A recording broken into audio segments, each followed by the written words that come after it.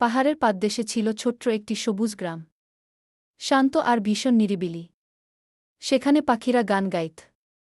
সেই গ্রামে ছোট এক কুঁড়েঘরে থাকত লিলি নামের এক মিষ্টি মেয়ে। লিলি ছিল দারুণ ভ্রমণ পিপাসু, সে সারা গ্রাম হেঁটে বেড়াত, সবুজ ঘন জঙ্গলে হাঁটতে তার খুব ভাল লাগত।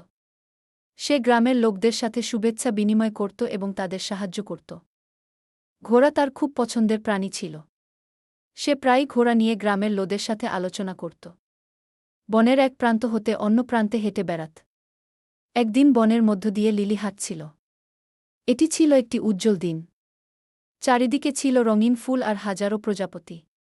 হঠাৎ লিলি অবাক হয়ে দেখল একটি সুন্দর সাদা রঙের ঘোড়া তার সামনে দাঁড়িয়ে আছে।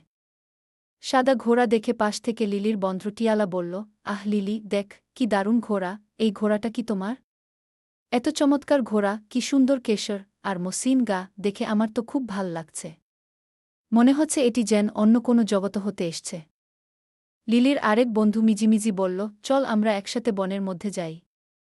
ওখানে একটি উঁচু টিলা আছে যেখান থেকে পুরা গ্রাম দেখা যায়। তুমি অনেক ফুল আর পাখিও দেখতে পাবে। লিলি ঘোড়ার উপর চেপে বসল। ঘোড়া সবুজ পথ আর ফুলের মধ্য দিয়ে লিলিকে নিয়ে ছুটল। তারা দ্রুতগতিতে মাইলের পর মাইল পাড়ি দিল। অবশেষে সূর্য অস্ত যাবার সময়ে তারা পাহাড়ের উপর পৌঁছাল। লিলি ঘোড়াকে আদর করল এবং বলল, তোমার সাথে ভ্রমণটা সত্যিই অনেক রোমাঞ্চকর ছিল, আমি আমার জীবনের অন্যতম ভালো দিন কাটালাম, তোমাকে অসংখ্য ধন্যবাদ। আমি দিনটাকে অনেক দিন মনে রাখব আর আমার বন্ধুদের তোমার সাহসিকতা আর দ্রুতগতির কথা শোনাব, তারা অনেক খুশি হবে। আমি সত্যিই খুশি যে তোমার মতো বন্ধু পেয়েছে। আগামীতে আমরা আরও নতুন এলাকা ভ্রমণ করব। এরপর লিলি আবার ঘোড়ার উপর চেপে বসল এবং ঘোড়াটি লিলি নিয়ে নতুন অ্যাডভেঞ্চারের জন্য সামনে এগিয়ে চলল।